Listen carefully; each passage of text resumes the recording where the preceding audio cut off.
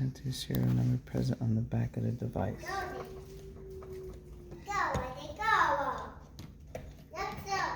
Oh wait, I think I have a picture of it. Serial number of the device, serial number. Let me see, is that it? Serial number? That's the TV. Oh yeah, here's serial number. Serial number. L3FOK0F60N. L3F0K. L3F0K.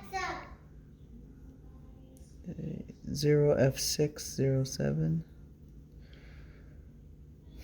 0F607. Let's see. Lock already set up. This lock is already set up, and you have owner access.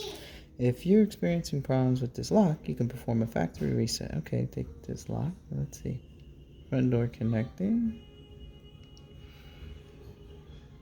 Yeah.